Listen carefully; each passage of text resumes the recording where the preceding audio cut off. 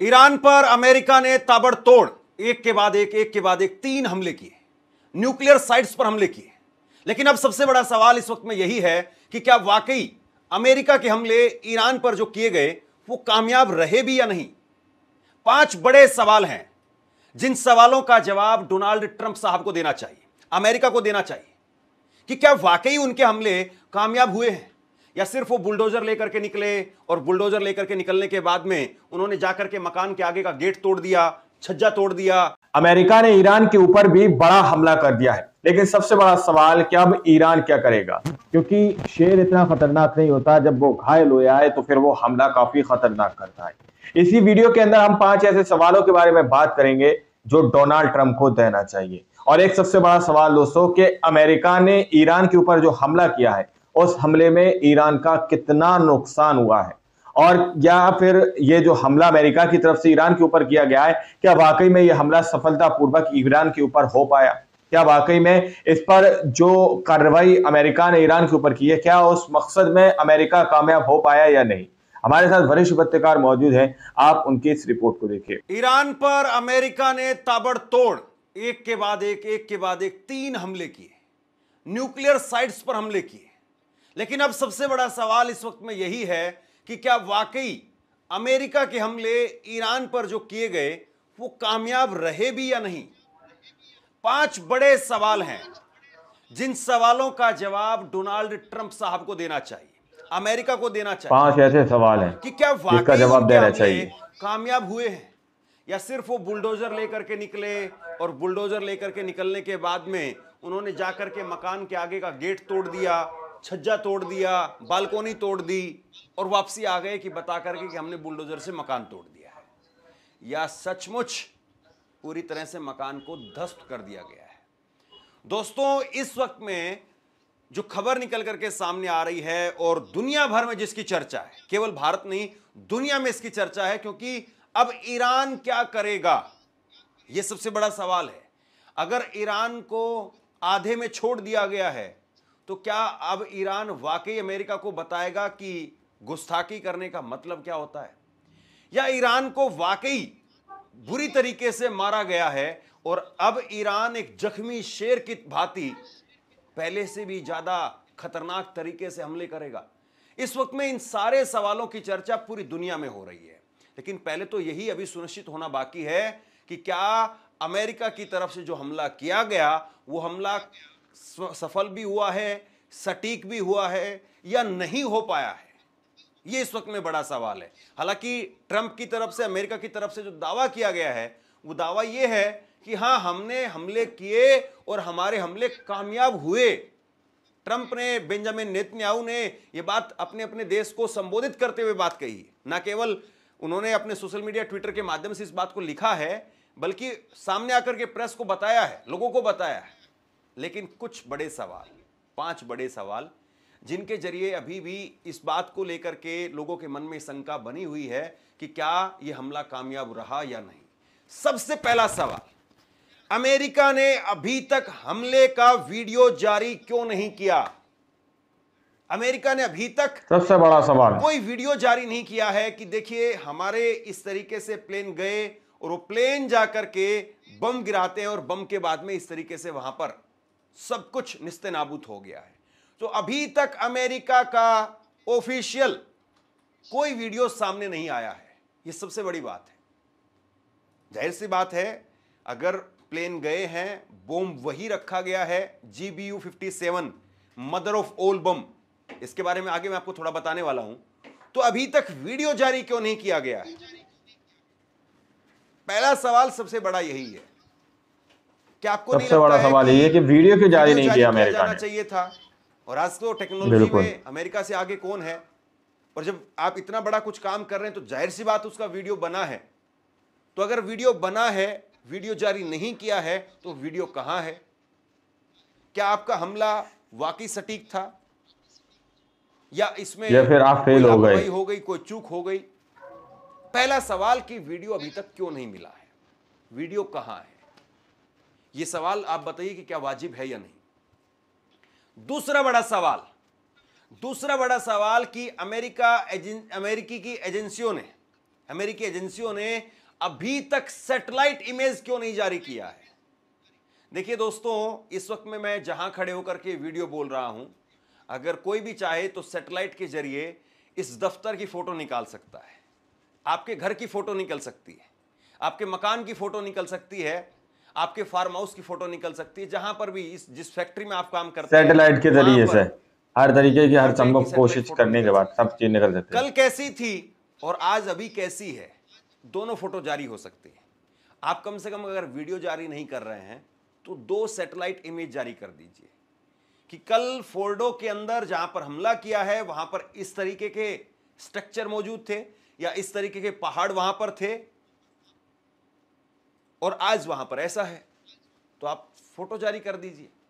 लेकिन बिफोर और आफ्टर में दोनों चीजें इमेज जारी नहीं की है और सबसे ज्यादा और सबसे सटीक तौर पर सही सैटेलाइट इमेज अमेरिका की सुरक्षा एजेंसियां या अमेरिकी एजेंसियां वो जारी कर सकती है, लेकिन अभी तक ऐसा नहीं हुआ। तो क्यों नहीं हुआ है, क्या वजह है इसके पीछे? तीसरा बड़ा कारण, क्या न्यूक्लियर साइट्स पर केवल ऊपर तक हमला हुआ है या नीचे तक हमला हुआ है?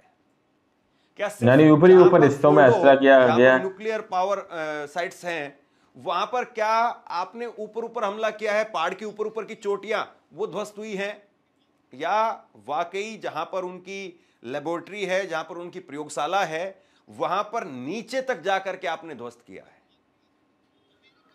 इसकी भी कोई वीडियो दस्तावेज अभी तक सामने नहीं है। और चौथा बड़ा सवाल, ईरान ने अभी तक स्वीकार नहीं किया है, आखिर क्यों? 5 ऐसे सवाल हैं बड़े दादा हैं जिसका जवाब देना चाहिए कि आपने जाकर के हमला कर दिया और आपके हमले में आप ये दावा कर रहे हैं कि सुबह भारतीय समय अनुसार करीब 4:30 बजे आपने हमला किया और इस हमले में ईरान के 3 न्यूक्लियर साइट्स तबाह हो गए, तो ईरान मान क्यों नहीं रहा है? ईरान को तो घुटने पर आ जाना चाहिए था, मिन्नतें मांगनी चाहिए थी कि छोड़ दो, हमें जान बख्श दो हमारी। खामेनेई को कहना चाहिए था, लेकिन अभी तक किसी का बयान नहीं है। ईरान के विदेश मंत्री ने जरूर कहा है कि हां न्यूक्लियर साइट्स पर हमला हुआ है, लेकिन वो ये नहीं कह रहे हैं कि हमारी न्यूक्लियर साइट्स को नष्ट कर दिया गया है, तबाह कर दिया गया है। इस लाइन में जो है वो डिफरेंस है। यहां पर ईरान के विदेश मंत्री की तरफ से कहा गया है कि हां हमारे ऊपर हमला किया गया है, अमेरिका की तरफ से हमला किया गया है, खतरनाक हमला किया गया है, सारी बातें वो कह रहे हैं, लेकिन न्यूक्लियर साइट्स पर हमला किया गया है इस बात को नहीं स्वीकार किया है। और 5वां बड़ा सवाल, अमेरिका क्या फिर दोबारा से ईरान पर हमला करेगा? कि क्या वाकई ऐसा तो नहीं है कि अब अमेरिका इस बात को लेकर के जांच पड़ताल कर रहा है कि जो हमला करने के लिए हम गए थे वो हमला सटीक तौर पर नहीं हो पाया या पूरा नहीं हो पाया या न्यूक्लियर साइट्स वो पूरी तरह से नहीं हो पाए, तो क्या फिर से जाकर के अमेरिका वो हमला करेगा? और इसी में एक और बड़ा सवाल, और वो ये कि अभी तक रेडिएशन रिसाव की खबरें कहीं पर नहीं है कि कहीं पर न्यूक्लियर साइट्स पर हमला किया गया हो और न्यूक्लियर साइट्स पर हमला करने के बाद में वहां पर अब लोग छोड़ करके भाग रहे हैं, या ईरान की तरफ से या संयुक्त राष्ट्र की तरफ से वहां पर उन जगहों को खाली कराया गया है, ऐसी खबर भी नहीं है। तो फिर हमला किस तरह का? मतलब आप अगर ये कह रहे हैं कि सबसे बड़ा सवाल जाकर के और ईरान के परमाणु साइट्स पर जाके हमला किया है, तो अभी तक रेडिएशन वहां पर नहीं हो रहा है, तो इसका मतलब क्या हुआ? या तो आपका हमला वहां तक नहीं पहुंचा या वहां पर परमाणु बम थे ही नहीं, वहां पर यूरेनियम और बाकी जो भी जरूरी चीजें होती हैं परमाणु बम बनाने के लिए वो थी ही नहीं। तो ये सवाल इस वक्त में बहुत बड़े हैं, ये सवाल इस वक्त में बहुत अहम है। अब मैं आपको जरा दिखाता हूं एक बार फटाफट से कि किस तरीके से हमला हुआ है। ईरान के अंदर 3 ये साइट्स मानी जाती हैं जहां पर न्यूक्लियर साइट्स हैं, और यहां पर फोर्डो के अंदर इस बड़ा सवाल ये कि वीडियो क्यों जारी नहीं किया अमेरिका ने? फोर्डो नितांज के बाद में ईरान का दूसरा सबसे बड़ा यूरेनियम प्यूरिफिकेशन प्लांट है। ये ईरान की एक पहाड़ी में 295 फीट लगभग 90 मीटर की गहराई में मौजूद है, और इसका कंट्रोल परमाणु ऊर्जा संगठन AEOI के पास है। हवाई हमले से आसानी से इसको तबाह करना बहुत मुश्किल है। सिर्फ अमेरिकी GBU-57 बंकर बस्टर बम और B-2 स्टेल्थ विमान इसको नुकसान पहुंचाने में सक्षम है। यानी मदर ऑफ ऑल बम कहा जाता है JBU-57 को। ये बम और एक एयरक्राफ्ट जो इसको लेकर के जाता है B-2 स्टेल्थ विमान, यही जो है इसको नुकसान पहुंचा सकते हैं, और ये दोनों अमेरिका के पास है, इसके अलावा किसी के पास नहीं।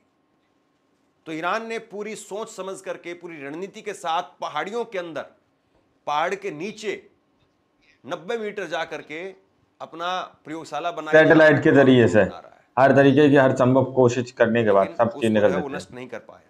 इसके बाद में नातांज एटॉमिक फैसिलिटी सेंटर, दूसरा ये परमाणु सेंटर है, दूसरी परमाणु साइट्स है जिस जहां पर हमला हुआ है। इस साइट पर 9 परमाणु बम बनाने जितना यूरेनियम मौजूद है। मतलब इतना वहां पर यूरेनियम मौजूद है कि रेडिएशन होने लगे तो ना जाने कहां तक खतरा चला जाएगा।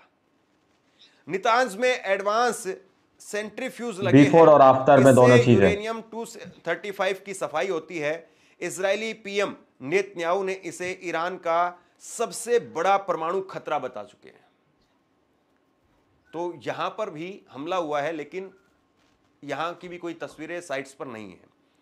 इसके बाद इस्फान परमाणु technology centre, uranium conversion facility, यहां कच्चे यूरेनियम को गैस में बदला जाता है। ऊपरी ऊपर हिस्सों में किया गया एक बड़ा एयरबेस है यहां पुराने। दोस्तों, आप लोगों ने इस वीडियो को शुरू से आखिर तक देखा। वीडियो के अंदर साफ तौर पर बात की गई है कि 5 ऐसे सवाल जो डोनाल्ड ट्रंप से पूछे गए हैं कि डोनाल्ड ट्रंप को इन 5 सवालों के जवाब देना चाहिए। जो 5 सवाल आप लोगों के सामने रखे हैं वो वाकई में ऐसे सवाल हैं जिनका जवाब अमेरिका को देना चाहिए। क्या आपने जब हमला किया उससे पहले की सैटेलाइट इमेज जारी करिए, और जब आप हमला कर चुके थे उसके बाद सैटेलाइट की इमेज जारी करिए, ताकि दुनिया को यह पता चल सके कि अमेरिका ने जो हमला किया है वो वाकई में पूरी तरह से सक्षम रहा और उसमें ईरान को भारी नुकसान पहुंचा। क्या अमेरिका की तरफ से जो अटैक किया गया, जो हमला किया गया, वो अटैक पूरी तरह से विफल रहा? ईरान के ऊपर किसी भी तरह से हमला नहीं कर पाया, या फिर ईरान का कोई भी नुकसान नहीं बिगाड़ पाया? इसलिए शायद अमेरिका अपनी तरफ से किसी भी तरह की वीडियोस, किसी भी तरह के फोटोज जारी करने से बचता हुआ नजर आ रहा है। अब कुछ तस्वीरें ऐसी भी सामने निकल के आ रही है दोस्तों कि अमेरिका के हमले के बाद ईरान पूरी तरह से बौखलाया हुआ है और ईरान पूरी तरह से पलटवार इजराइल के ऊपर कर रहा है दोस्तों। लेकिन बड़ा सवाल कि अमेरिका ने ईरान के ऊपर जो अटैक किया है, तो क्या ईरान भी अमेरिका के ऊपर सही समय पर, सही वक्त पर हमला करेगा या फिर पलटवार करेगा? अब आप लोगों ने इस पूरी रिपोर्ट को देखा सुना, आप लोग इस रिपोर्ट के बारे में क्या सोचते हैं, क्या समझते हैं? अपनी राय कमेंट सेक्शन में जरूर दीजिएगा। मिलते हैं अगली वीडियो में, जब तक के लिए जय हिंद, जय भारत।